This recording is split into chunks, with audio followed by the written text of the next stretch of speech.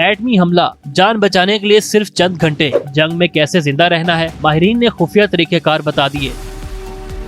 पाक भारत तनाज़े के बाद माहिरीन ने जंग होने की सूरत में पेश आने वाले मनफी असरात से बचने की एहतियाती तदाबीर बता दी हैं कि जंग के बाद कैसे खुद को महफूज किया जा सकता है। एटमी धमाके से पैदा होने वाली रेडिएशन अगर किसी इंसान के जिस्म में दाखिल हो जाए तो स्किन जलना शुरू हो जाएगी। मतली, कैं, चक्कर, आंखों में जलन और अंदरूनी अज़ा आहिस्ता आहिस्ता खत्म होना शुरू हो जाएंगे और चंद दिन में मौत भी वाक़ई हो सकती है। माहिरीन के मुताबिक एटम बम एक लम्हे में नहीं मारता बल्कि आहिस्ता आहिस्ता अंदर से जलाकर मारता है। इसलिए कहा जाता है कि एटमी धमाके के बाद अगले 72 घंटों तक घर से बाहर ना निकलें, जिससे बचने के लिए कुछ एहतियाती तदाबीर जरूरी है, जिससे आज हम आपको आगाह करेंगे।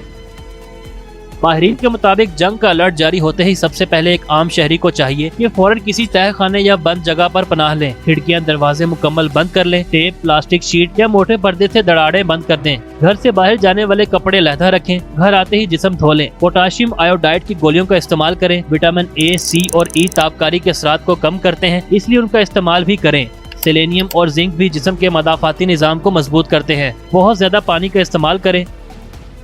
दूसरी जानिब माहिरीन का कहना है कि हिफाजती इक़दाम भी कर लें जिनकी वजह से आप हमले की सूरत में बच सकते हैं। सबसे पहले मोहल्ले में वार्निंग सिस्टम बनाएं, सोशल मीडिया पर अपनी लोकेशन शेयर ना करें, हुकूमत की इमरजेंसी ऐप या रेडियो ऐप मोबाइल में इंस्टॉल कर लें, नफ्सियाती तौर पर बच्चों को तैयार रखें। ये सिर्फ एहतियाती तरबियत है। एटम बम की सबसे बड़ी तबाही बम नहीं, ला इल्मी है। अभी वक्त है सीखने का, इसलिए सीख लें, क्योंकि अगर जंग छिड़ गई तो वक्त नहीं बचेगा, जिससे सिर्फ आपका अपना नुकसान ही होगा।